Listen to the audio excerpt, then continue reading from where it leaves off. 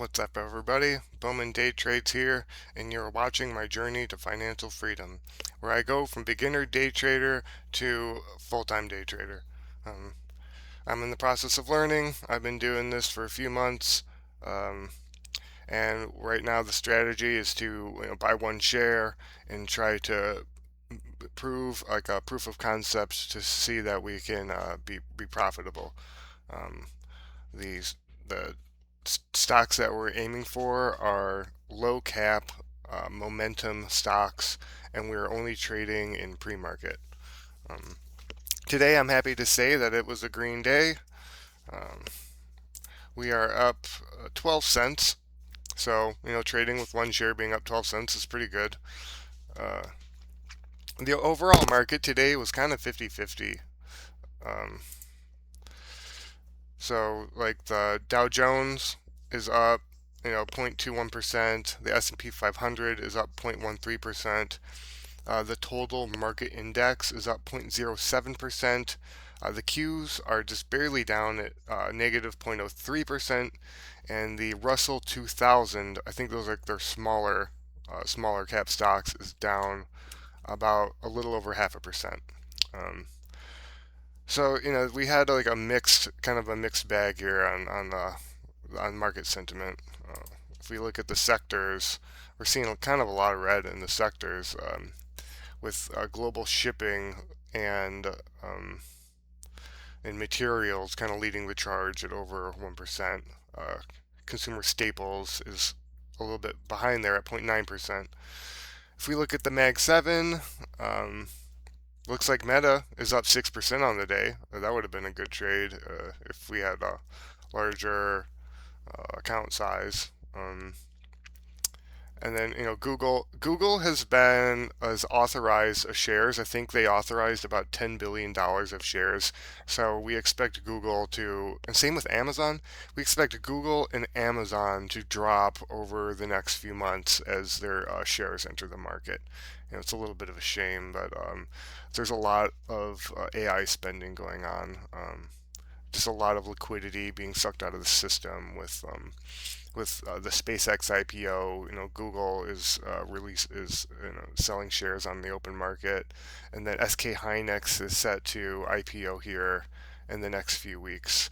Um, Anthropic was going to IPO this year, but they decided in a news briefing that they're going to push off their IPO till next year, which is probably good. Let's see where SanDisk is. Like the memory play really is kind of reaching the top for multiple. I guess SanDisk is up 2%. Um, See, a lot of memory companies are going to be having new capacity coming online, and the efficiency of the AI models is getting better. So we're getting like a mix of, in the next 5 years, more capacity coming online with less demand. So the market is starting to price that in, and we kind of saw that with the Micron earnings. After earnings, it did gap up, but it never reached like the highs of the previous month, and I think overall it's down about 20%. Um, where is Micron on this list? Micron, where are you? Here, Micron. Yeah, it's down again, down a dollar.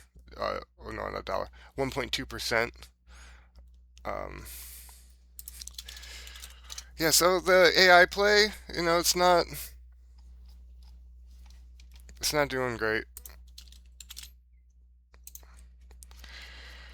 Yeah, we're seeing some reality set in with like all the AI spending. I'm not gonna say it's like the dot-com bubble all over again, but definitely the expectations are so high that even when they smash earnings, it's just not enough. It is not enough. Um, I mean, today for me has been pretty good. I got a head start on my homework, and a part of my journey to financial freedom is getting a college degree, a bachelor's in accounting. Um, the other day, I received a score on my on one of the first projects in my statistics class, and I did not do good. I got a D on it. I would like to say, oh, the teacher gave us bad instructions, but I don't know. I could have read the instructions more before I turned it in. I turned it in a week early, so guess it was definitely some preemptive, just I got ahead of myself and turned it in, wanted to get out of the way, and definitely my grade uh, took a hit for that. I mean, I have a B in the class, but I was hoping to maintain a 4.0 GPA. Um, if I nail the rest of the semester, I should be able to pull that grade back up to an A. And if not, then I guess I won't be able to have the bragging rights of that 4.0. Like for example, calculus is a much harder class, and I ended the semester with about a 97% in calculus. Uh, yes, I don't know. I guess I just have my attention dispersed between too many different things. Well, let's get on today. I know I kind of went off topic. See, my expertise in trading is actually fundamental analysis and long-term holding. Um, in my big account, we're up over about 800% from when I started, and this, but that is kind of wealth building. It really doesn't provide income, not until you get over, I don't know, well over 100,000, probably more closely to a million. Like if I had $1 million, I could just throw everything in S&P 500 and live off the dividends, right? And then there's like the every year you don't get a 10% return, but just average 10%. I'm like I could just live off of the interest and the dividends if I had $1 million. So, I mean, hopefully one day we can get there. We know we're close. Nowhere close to a million. But what I'm trying to do right now is on top of getting my bachelor's degree, I'm trying to learn how to day trade because I know that the statistics are not good for people becoming profitable in day trading, but I think I have like the grit and determination and the willingness to succeed. Like I think like I have a black belt in Brazilian Jiu-Jitsu, and the statistics on that are about 2% of people that step in the door at Brazilian Jiu-Jitsu actually end up getting their black belt. So I beat the odds on that, and I'm 38 years old, and it's pretty young to have a black belt. A lot of black belt Brazilian Jiu-Jitsu practitioners are over 50. Um, there are people. We are getting into that generation where people are starting as children, so they're getting their black belts in their 20s. But definitely, when I got mine, it was like in a unique. I was quite young to start training at 19. In my 20s, instead of going out to the bar and hanging out with my friends, I was at the gym 6 days a week, 4 hours a day. So, circling back, why do I think I'm going to be able to day trade and be profitable is because I have that grit and determination to really push through the hard times, learn from my mistakes, and really get better at things. And especially when we're just trading one share and there's not a whole lot of money on the line, it really is just my willingness to succeed. Um, I just have to balance my college, full-time work, my marriage, my jujitsu. I need to find a balance, and I think this pre-market trading from 7 a.m. to 8:30 a.m., so like an hour and a half, and then filming like a recap after. I think that's a good balance. It's enough time to put into this where I can effectively grow on a daily basis, but not sink too much time into it. So let's move on. The first thing to hit my scanner today. Today I had 3 winning trades, or maybe 4 winning trades and 1 losing trade. So the first trade I took today was a losing trade, and um, the A plus setup was the first move on breaking news that hasn't been working the last 2 days.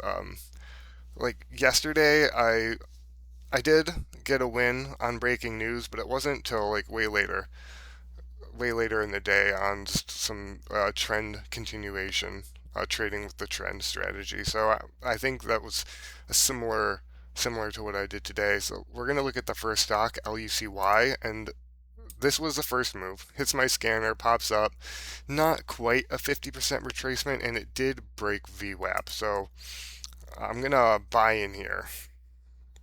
it looks to me like this candle looks like there's some support. So we had a candle over candle high. I buy in, looking for the push through, $1.40 maybe, maybe $1.30. I'm looking for a push through $1.30, so a 5 cent gain. I guess in hindsight, the risk reward wasn't really there because the VWAP, or like where the stop loss should have been, was at $1.14. So I was risking I was risking 14 cents here to make 5 cents. Don't really know what I was thinking, but whatever. I jump in. I don't think it ever hits $1.30, and I lose here. Well, let's watch this play out because I watch some other YouTubers, and they just have the still image of the trade, and I just think the candles, like the still image, doesn't really do justice to how the candles actually move. Um, yeah, so I should have sold right here. I should have sold, but I don't. Like I'm seeing this candle bounce, so we get a new candle formation. It's sinking further. I should have been out already, and I get out. Okay, so I could have saved myself about 2 cents. We're down 15 cents here. It's not the worst, but again, I was risking 15 cents to make five. So we get another break. It was under VWAP. I probably shouldn't have taken this either, um, but we're gonna give it a shot. I felt like playing this trade. Uh,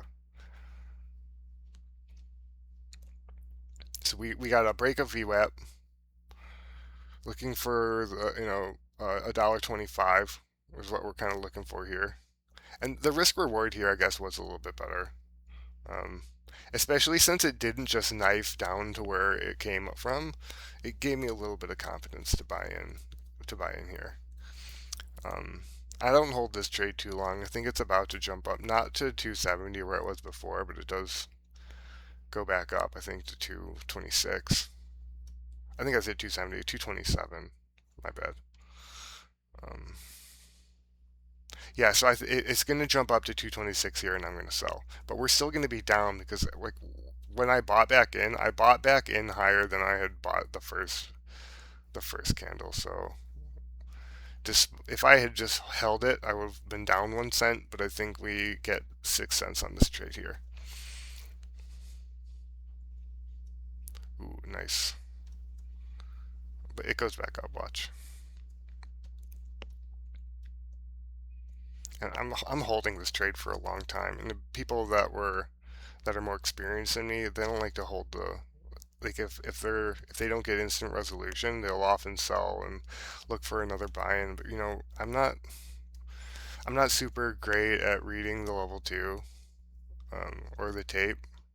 I try, but I don't really understand it. If someone in the comments could link like a video or a recommendation to some way I could get better at level two, I would appreciate that. 'Cause, like, people talk about it all the time, and it's just numbers to me. Like I can see that there's more sellers than buyers here. Looking at it right now, like we got a 7,200 ask at $1.19. But even when this gets off balance, you'll still see the stock like spike up or spike down. It's just kind of consolidating. I guess I would qualify this as it's consolidating here on VWAP. Like somebody's building the position or multiple people. So here the $1.19s are getting bought up. Yeah, so someone bought up all the $1.19 asks. $1.21 is getting bought up. So I guess I'm not horrible at reading the tape, but yeah, and I'm about to sell.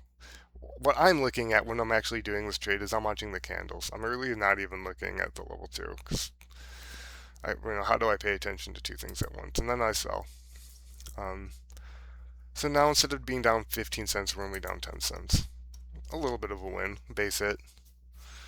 I guess what I did good there is I wasn't trading my P&L, so I'm not like I'm gonna hold this until I get my whole 15 cents back. I've done that in the past, and then this thing ends up going red. Um, I don't think I trade this again. Let's just sit here for a second. Do I trade it again? I shouldn't have, if I did. These recaps are good because I don't always like remember what I did.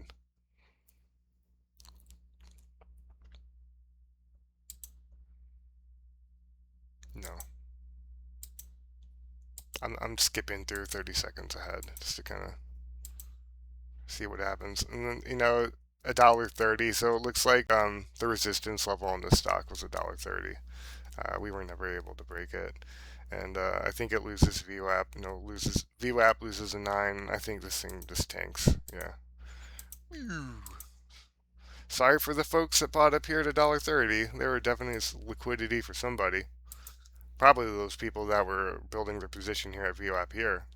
Spiked up. They decided to take, 8 cents a share. And here I decide, this is where I start getting ahead on my homework. So GMM pops up on my scanner, and there actually is no news on this thing. It just goes up for apparently no reason. What happens here? Do I buy?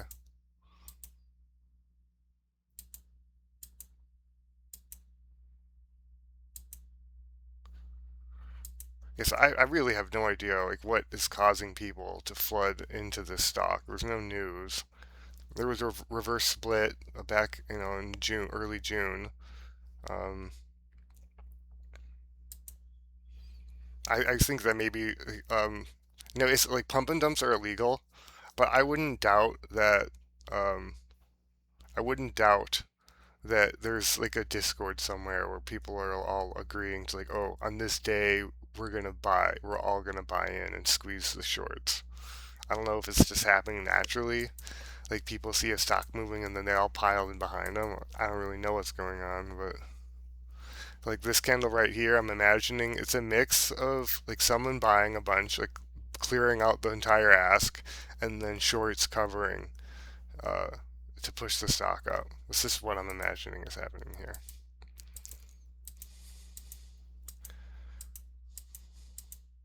Let's see if I can find where I bought, because I make a few more trades in the day.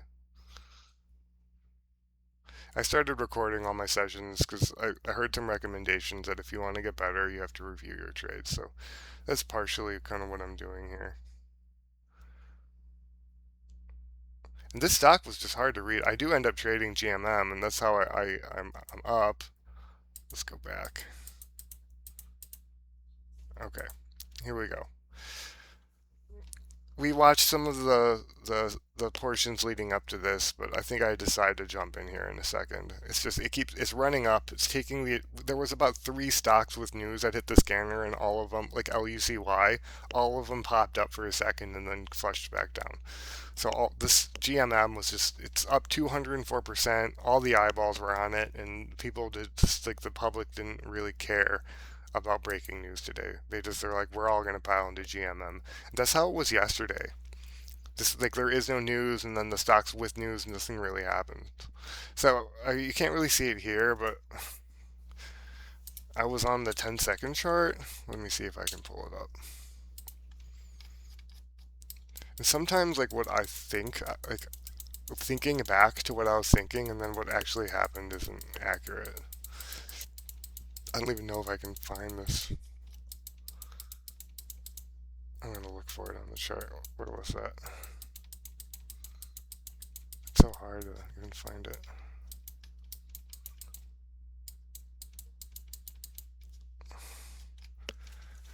It was at 561.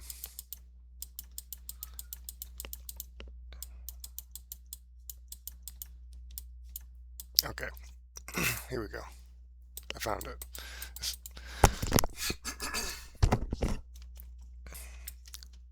So this is what it looked like on the 10-second chart. I know on the video this is a 1 minute. It looks like one big candle, right? It's so big it goes off the screen, but this is what it looks like on the 10-second chart. Um, so in 10 seconds, this thing went from 524 to, oh my God, $6. In 10 seconds, this thing just flew up. Like there really is no warning. Like where was the warning here? Like say I was honing in on this thing, like the catalyst for this for this spike here in volume and price rise, it was the loss of the 21 EMA. Like, what's going on here? Who bought here? Like, what was the signal? I don't get it. I don't get it. Um, there is like the right side of the V, right? So that maybe that's it. It's possible that there's a bunch of bots going right now, like something like Trade Ideas. You can hook it up to like a brokerage and it'll trade for you. And right side of the V is like one of the buy signals. So maybe a bunch of bots on 1,000 accounts all bought this signal at the same time and it just ripped the stock up, right? Um, Maybe that's what it was, but I didn't see it. What I saw it was this dip here. We had three red candles, like a just at the time. This thing was moving so fast, I wasn't my brain wasn't registering this top wick. But I probably shouldn't have bought it here, despite me like having a pretty good trade on this. I probably shouldn't have bought it. But what I saw in the moment was the bull flag, right? A big spike up, three red candles, and then you've got this green candle here. So I buy on this candle, and then I sell on the about 20 seconds later on this candle. So let's just watch that play out here. So I buy in, I'm instantly down, but it spikes back up. And we are waiting for me to sell.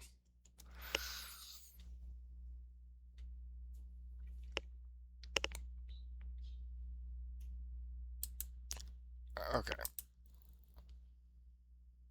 I just sold.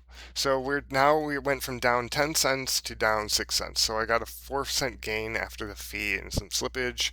And then when I sold, the camera showed I was up like 7, 8 cents, but I decided to give it another go here.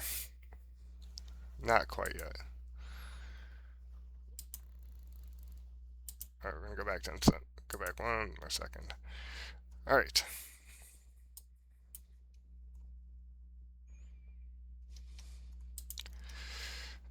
So, yeah, I don't know if I was chasing here, but there was like a candle over candle.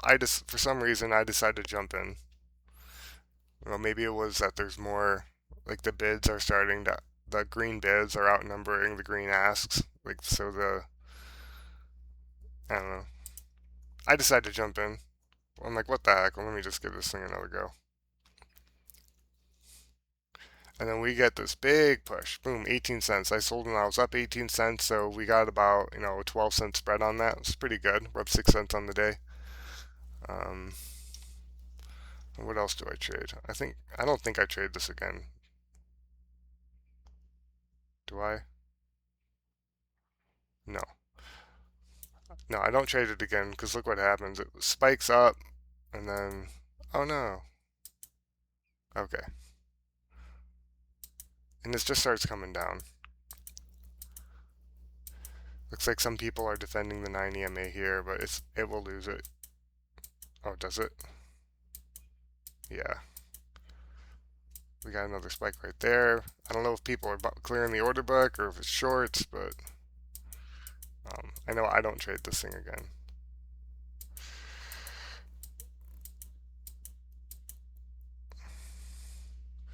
Yeah, look at that move. Spikes up, and then it crashes down. Ooh. People are buying the dip. I think they're identifying this as like a demand zone right here. Um, and it smashes through the demand zone. There is no bottom for this thing. I think after the bell, it does end up holding a little bit. I checked it a little bit after the bell. Let's see, and I know I'm up 12 cents on the day, so I must have made another trade. Let's see what happens. I think it was right after the bell. Okay, JZXN. This is what happens. JZXN hits with news, um, and I'm gonna buy this dip right here. So I see you got the bottoming wick forming. One of the YouTubers I watch says that like a good buy-in is when after a spike, when a bottoming wick starts to form on the next candle. So that's kind of what I'm thinking here. Um,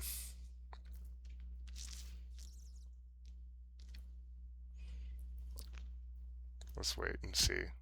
What was I thinking? I decided to buy this. This is JZXN.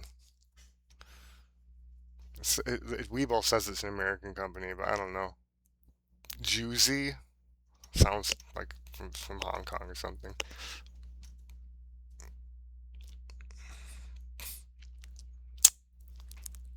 I know I ended up making like a maybe 2 or 3 cent win, but because of the fee, I didn't really get much out of it. Oh, we already missed it. I think I bought and traded it in that first candle. What happened?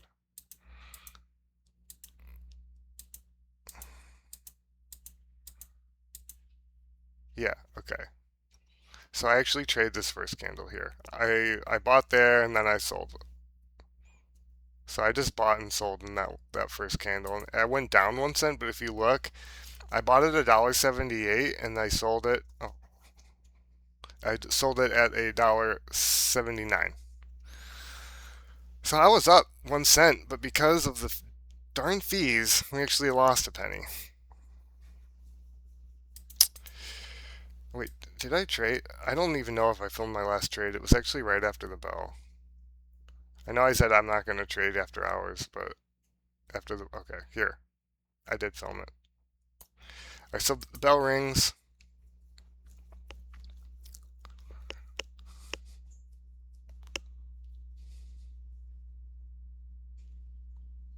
Alright, BLND. So news just comes out on BLND. I'm checking, like, these are stocks that news came out with right at the opening bell. There's no volume on this thing. It looks like the screen's paused, but it's not. There's just no volume on it. So I go back to JZXN. I see it popping over. I jump in. There was just so much. The candle was moving so fast. I'm like, I gotta get in this. So I FOMOed into it a little bit, but it worked out. I just got another 7 cent gain on that. I guess it's saying bought it $1.80, sold it $1.89. So I got a 9 cent gain. That's great. Um, and that was all the trades I took today. So it was very difficult. I guess today would have been a negative 5 cent gain if I stuck to the first move on breaking news, just because there wasn't a lot going on. There is a sense of needing to adapt to market conditions, and what I have been doing good this last week is I'm not increasing my share sizes after a loss, and I am keeping my trades down. Like, I'm not over trading.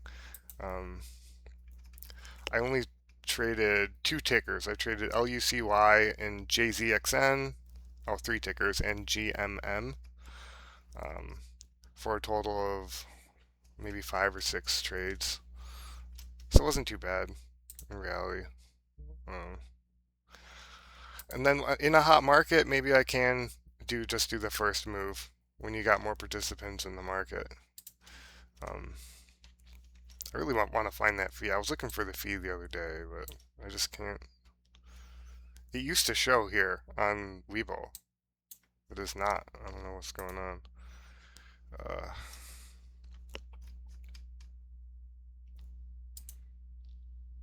maybe it's here. No.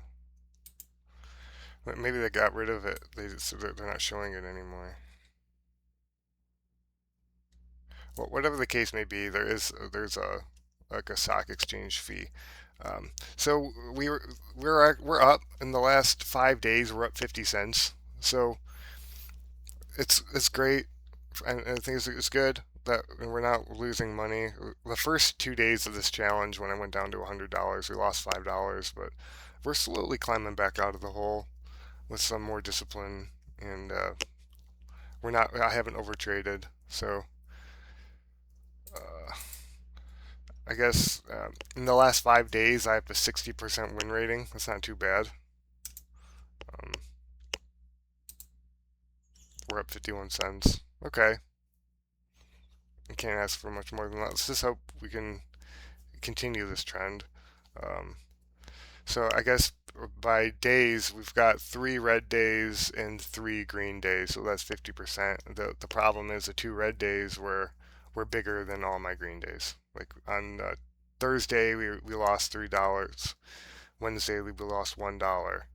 Um, but this week is not bad. So this is closing out the week. We had 4 green days and 1 red day, and my red day was smaller than so Tuesday. It was smaller than Tuesday and Wednesday. So if we can keep up weeks like this week, that'll give me some confidence to maybe trade 2 shares. Ooh, 2 shares. If I'm trading 2 shares, then that 3 cent fee shouldn't shouldn't hit us. Like if I get a small win, it's not gonna show a negative P&L. Right now, we're just gonna keep doing 1 share though. Thanks for joining me, everyone. Please like and subscribe if you stuck around this long. This is Brian signing out.